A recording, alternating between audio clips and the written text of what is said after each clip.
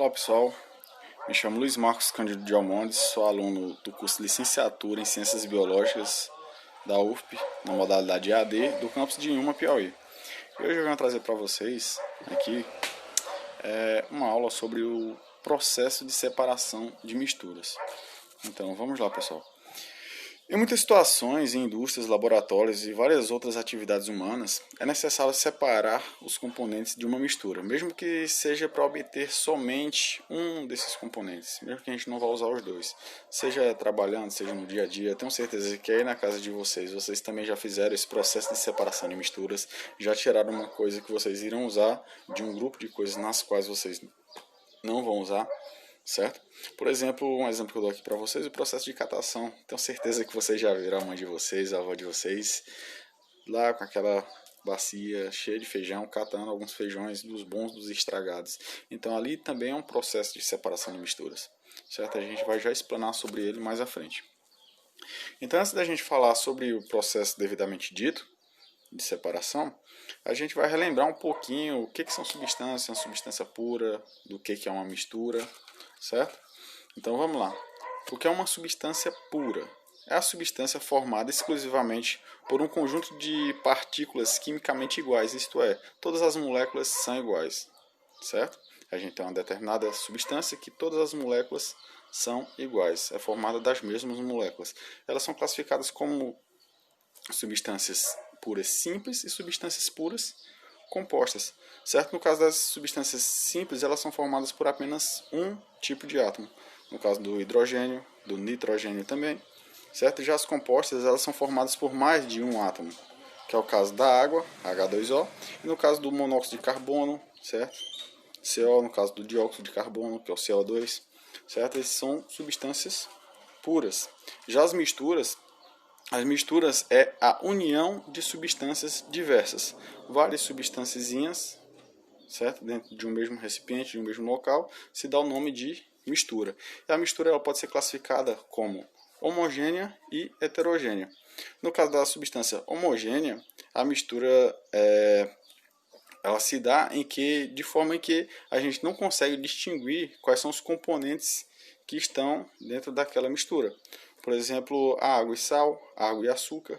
Certo? A gente sabe que ali tem água, mas a gente não dá para distinguir se é sal ou se é açúcar que tem dentro dele. Ele está totalmente límpido, está totalmente diluído. Isso a gente fala dos casos das misturas homogêneas insaturadas. No caso das saturadas, a gente já consegue observar uma concentração no fundinho de açúcar, de sal, seja lá qual for o tipo de soluto.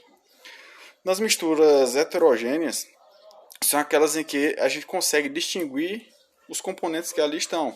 No caso, um caso bem nítido, que a gente com certeza todo mundo já viu, é a mistura de água e óleo. Na verdade é uma mistura que não se mistura, é uma mistura que ela não dissolve entre elas, certo? Aí isso vai por conta da densidade, a água sempre é mais densa do que o óleo, e o óleo ele não consegue se dissolver dentro do solvente, dentro da água, por isso que ela fica mais suspenso.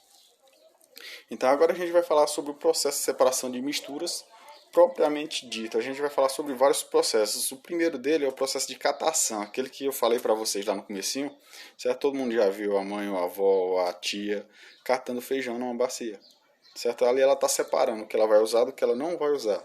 Então ela está sorteando, certo? Ela está selecionando o tipo de material que ela vai usar, certo? Algum material que tem algum valor, seja ele financeiro, seja ele simbólico, mas que tenha valor e que ela vai usar. Já na figura na imagem da esquerda, a gente está vendo aí vários trabalhadores, certo? Vocês estão vendo a pilha de lixo, eles estão fazendo uma espécie de seleção por meio da catação, certo? Eles estão separando qual material que eles vão usar, seja plástico, seja alumínio, seja papelão, seja vidro, seja ferro, certo? Ali por meio da catação eles estão selecionando quais são os materiais que eles vão usar. Depois a gente tem esse outro processo que é chamado de peneiração ou taminação. Certo? Taminação vocês já podem observar pelo próprio nome. Taminação quer dizer, certo, que vai separar em relação ao tamanho. Certo? Na foto da direita a gente está vendo aí tipo uma máquina industrial, várias laranjas separadas em vários quadrantes. E eles estão sendo separados por o tamanho dele. Certo? Taminação ela vai separar por tamanho. certo? Tem a peneira que é grande, que vai permitir a passagem de frutas grandes, substâncias grandes, e a peneira pequena, que vai permitir a passagem de substâncias menores ainda, certo? E terminação ela também é utilizada, um outro exemplo, nos bancos, certo? A gente não imagina que nos bancos haja isso, mas com certeza tem, porque eles fazem o processo de separação das moedas através do tamanho e do peso. Então a terminação nos bancos ela é utilizada para separar o tamanho das moedas, a moeda de R$1 da moeda de 5 centavos, certo? Vocês veem que tem uma diferença gigantesca entre elas duas. O outro processo é a levigação. Levigação vocês estão vendo aí na ilustração, que é um método utilizado pelos garimpeiros através de um instrumento chamado bateia, que é parecido uma baciazinha que eles utilizam para, digamos que, peneirar, entre aspas, porque não vai peneirar. Vai apenas talar o recipiente e vai estar as duas substâncias, tanto a areia dissolvida, certo? Na água, misturado juntamente com o minério que eles querem retirar de lá, principalmente o ouro. Então o que eles vão fazer? Eles vão botar na bateia juntamente com a água, e o que a correnteza da água vai fazer? A correnteza da água ela vai arrastar o material que tem menos densidade, ou seja, o mais leve. O ouro ele é mais denso do que a areia, por isso o ouro sempre ele vai ficar grudado ali no fundo da bateia, e assim eles vão conseguir separar a areia do barro. E aqui nós temos outro processo, o processo de separação de substâncias, certo? Por atração magnética, ou também chamado de imantação. Esse processo, pessoal, ele é muito utilizado no processo de catação também, juntamente com o processo de catação. Um exemplo bem claro que eu vou dar para vocês é que esse processo ele pode ser adotado pelos catadores de lixo, certo? Esses catadores de lixo, eles juntam muita latinha de cerveja, que ela é rica, ela é fabricada através do alumínio. Então, como é que eles vão saber qual a latinha que é de alumínio e qual a latinha que é de ferro? Através do ímã. Certo? Por exemplo, a latinha de Coca-Cola, o ímã ele vai aderir, vai grudar na latinha de Coca-Cola. Isso quer dizer que ela é uma latinha de ferro. Já a lata de cerveja, ele não vai ter aquela atração magnética. Por isso ele vai saber que aquele material é o alumínio que ele quer. Certo? E também ele pode ser utilizado para separar o ferro de determinadas outras substâncias, como mostra na figura da direita. Outro processo que a gente vai ver agora é a dissolução fracionada. O que é a dissolução fracionada? Ou seja, que eu vou dissolver somente um ou alguns dos compostos que tem naquela solução, naquela mistura, digamos assim, certo? O exemplo que eu dou a vocês é que o primeiro frasco aí ele tem uma mistura de sal e areia, certo? É uma mistura que não dá para você tirar manualmente pelo meio da catação. Por que não dá? Até dá, se você tiver muita paciência, certo? Mas do sal, da areia, você vai ter muito trabalho. Então o que a gente vai fazer? A gente se lembra que o sal ele é solúvel em água. A areia ela não é solúvel, ela é insolúvel à água. Então o que a gente vai fazer? Vai adicionar água no meio dessa mistura. A água ela vai dissolver o sal, certo? Vai fazer uma solução salina. Já a areia ela vai ficar sedimentada no fundo desse recipiente. Então a partir daí a gente vê que o sal ele foi todo dissolvido, mas foi separado da areia. A areia está sozinha no fundo. Então a partir daí dá para a gente retirar essa água, despejar ela em outro recipiente, e aí a gente separa o sal da areia. E para separar o sal da água, que a gente vai ver mais à frente, que é um outro processo de separação de misturas. Mas dá para fazer isso também. Então vamos lá. Outro processo que a gente vai ver aqui agora é o chamado de decantação. O que é decantação? Esse processo, pessoal, ele se dá por meio do qual a gente vai ter uma mistura heterogênea, certo? Não é uma mistura homogênea, é uma mistura heterogênea. O que é isso, professor? Mistura heterogênea é aquela mistura que ela não se dissolve, ela não fica líquida, certo?